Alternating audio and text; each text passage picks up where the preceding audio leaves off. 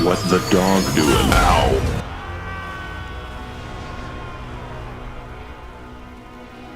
Mr. Beast!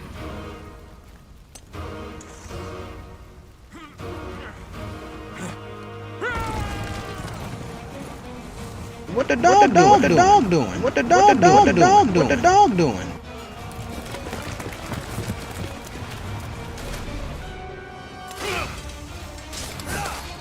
Ladies!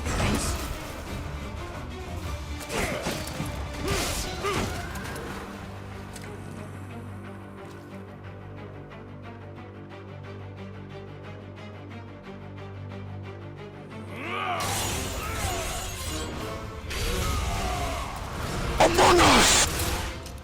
I am pre-programmed with knowledge of everyone. Oh. What the dog doing?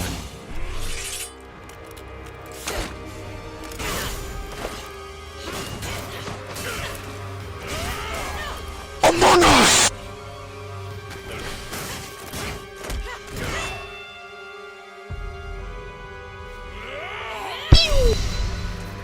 Mr. Beast!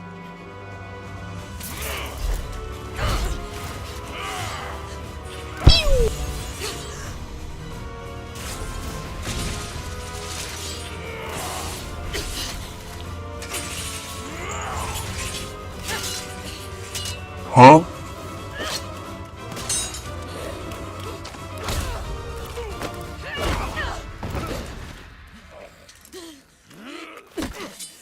Tell me, Nemesis, do you recall the Red Canyon? You'll die.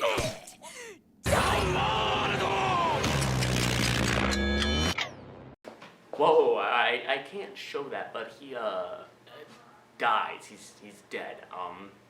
Also real quick, remember these two because they're sort of important. Also the screen's gonna fit.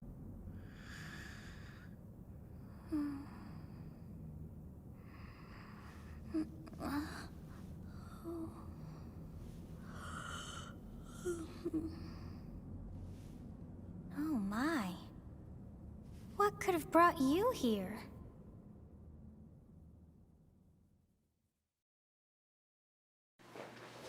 Hi there, I'm Microwave. You're a gremlin. Oh, is this the bit? Oh no. We're fading to black again. Alright, we gotta do a little bit of a blitz round here so I can get to the other content I want to make fun, critique. So let's begin. First, right after talking to the little gremlin lady, you wake up and you meet your dad. Hi, Dad. His name is Gerald.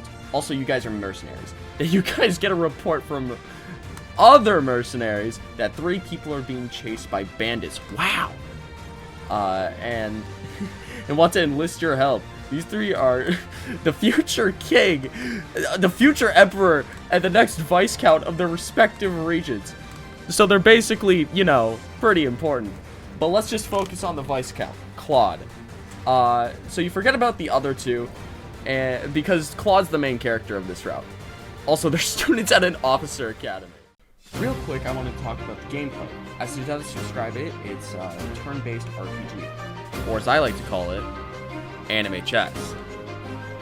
Next to combat, your characters are able to move in different ways, but have limited spaces that they can move, with attacks ranging from melee to range, with melee having swords, axes, spears, and gauntlets, and for range being magic and bows. And there's different types of magic, but I don't want to talk about that. Now back to the story. Microwave and Claude beat the bandits, but they escape. Next, the Knights of Cerro show up to bring back the lost students. The captain of the Knights, Alois, recognizes Gerald because he was the previous captain. Okay, I guess. Alois insists that Microwave and Gerald return to Garrick Mach Monastery. Long story long, Microwave's dad is the captain of the Knights again, and Microwave becomes a new teacher of the Golden Deer House. Okay, sure. Alright, character introductions. First we have Claude. He's the leader, he's cool, he's awesome, and he wants to end racism. That's his story, basically. Hilda is lazy and she'll get people to do other things for her. And we have Ignatz, more like art student, am I right? Raphael, he's muscle.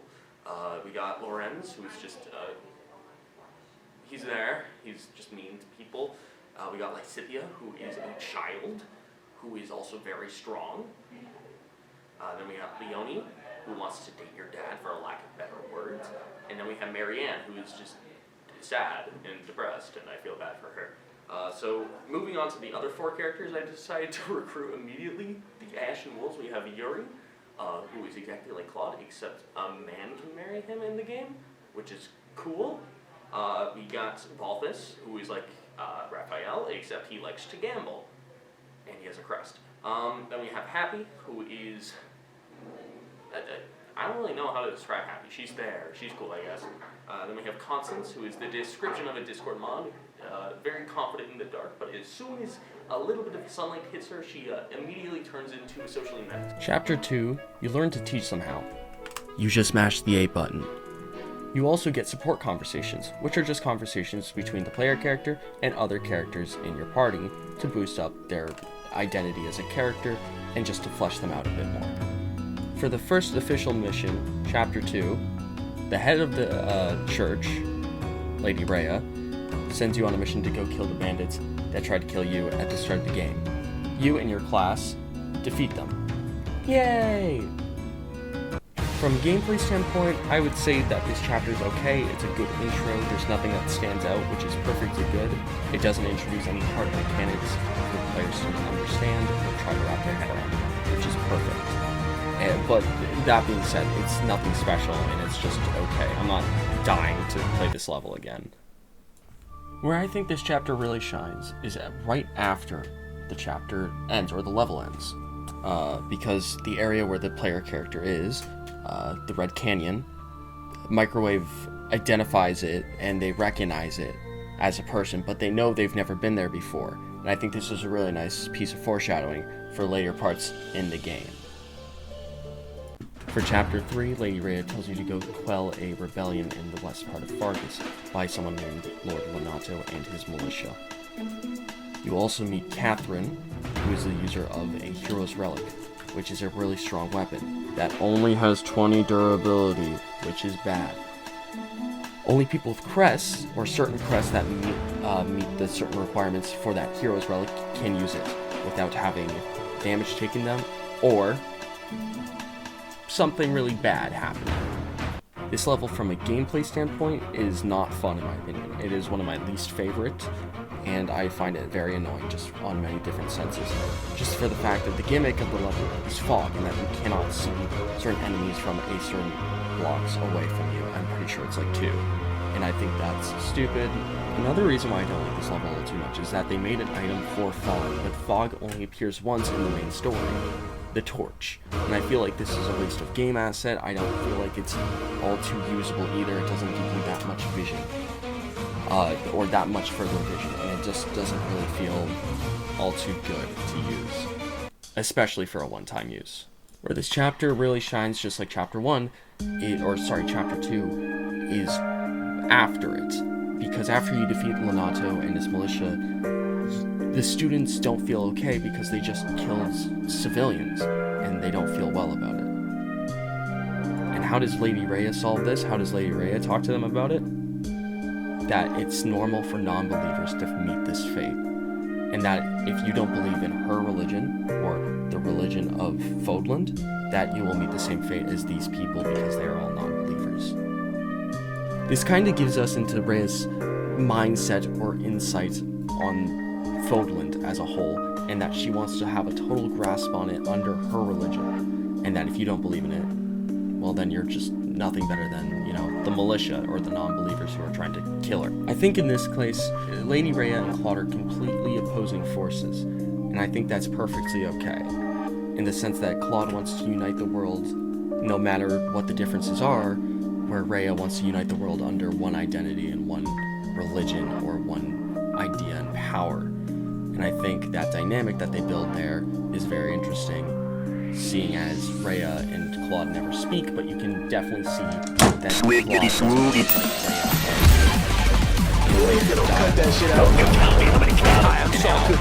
I am no too long to tell you.